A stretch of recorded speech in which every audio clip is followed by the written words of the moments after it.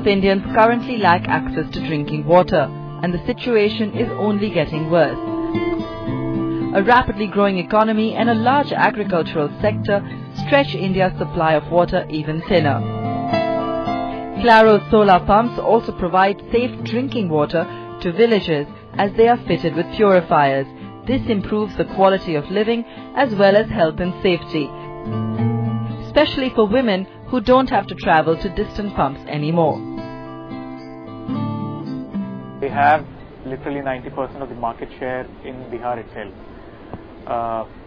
The impact is actually fairly large when you consider it on a person-to-person basis, so on a per capita basis. So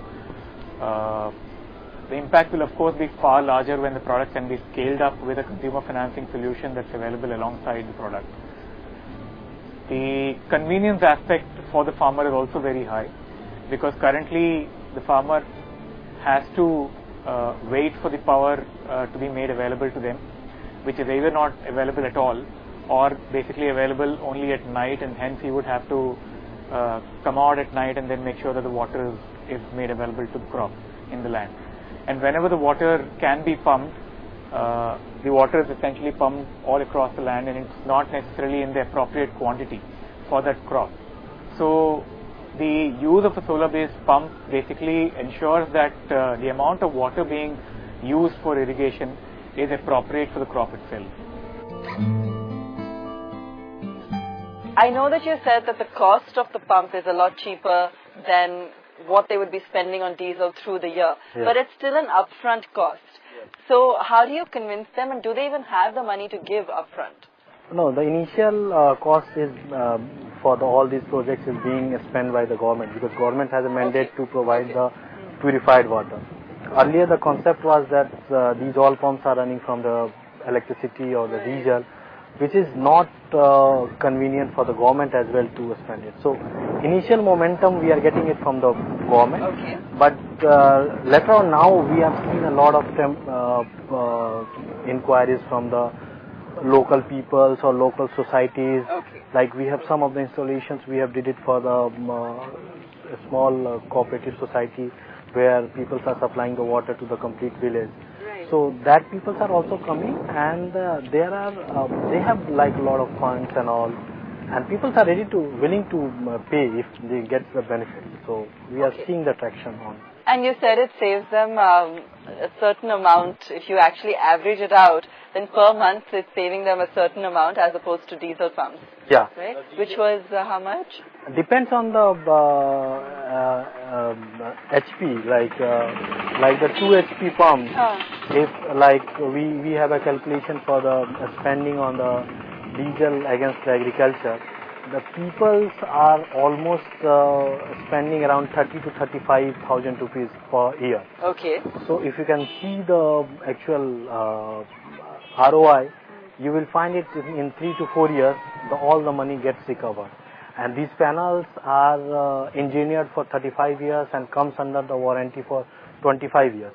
So rest of the payers, they get benefited from these pumps. And it takes absolutely no time to set them up, does it? Yeah, that's also a benefit, like it's hardly 2 to 3 days to set these pumps. Farmers like Murlidhar Singh are enjoying the benefits of Claro solar pumps. Murlidhar is one of the richer farmers of the area, supporting a large family and running about 40 hectares. He produces largely paddy and maize. He spent 11.5 lakhs in installing the solar pump and says the return on investment is worth it. सरकार द्वारा हम लोग को generator सुविधा दिया गया था, generator से इसे चलाने के लिए, संचालन करने के लिए। उसमें हम लोग को सर बहुत महंगा पड़ रहा था। ये संस्था लग जाने के कारण हम लोग बहुत सहूलियत में आ गए हैं, बहुत आफियत में आ गए हैं। करीब कर पूरे किसान लोग डीजल इंजन को खोल के अपना घर में रख लिए। अब जो भी है निर्भर यही क्लेरो कंपनी का सोलर प्लेट और ये ट्यूबवेल, इस पर सब ऊंचे किसान खुशहाल हैं। इसमें किसी तरह की कोई कमी नहीं है। The assured irrigation allows Murlidhar to budget for other household expenses as well, and his income has gone up around 3 times. Since the three of you started this with barely any investment of your own in terms of, some kind of a fund as such, you started it pretty much on an operational basis, as and when you needed the money or as and when you got the orders. For you as a business, how does this work? Because on one hand, you get the orders from the government, right? A, are there any challenges when working with the government in terms of following up on payments and so forth? And B, if you are going to be going via financing model for villagers and so forth, then how do you manage? Yeah, we have started this front as well. Now we are in talk with the NABARD. We are now we have signed a MOU with GIZ, where we are trying to find a mainstream finance, where we are trying to finance the farmers and all, and we are arranging the finance from these rural banks or the international banks, and we try to finance them through them. So we are lining up those banks, and this is its initial stage. Still, people has to pay like 20-30%, so that the 50% has to be paid by the. But the wealthy farmers, there's a 3 tiers of farming, or the peoples which are living, some of the wealthy farmers are there. So our prime targets are like the wealthy farmers. Let them get it. In the meanwhile, you can also see the downtrends of solar. So the solar prices are also getting down. So we'll see in near future. We'll see the next level of peoples will also join this. But was it difficult in the starting stages? I mean, I know you said you've been operational about 2 years and you're already making a profit. Yeah. How long did it take before you started making a profit, and how difficult was it in that early stage? Because you wouldn't have had, any cushion to fall back on, really. How did you continue to drive the business? Initially, when we started, as I told you, people don't believe on how that will work or not.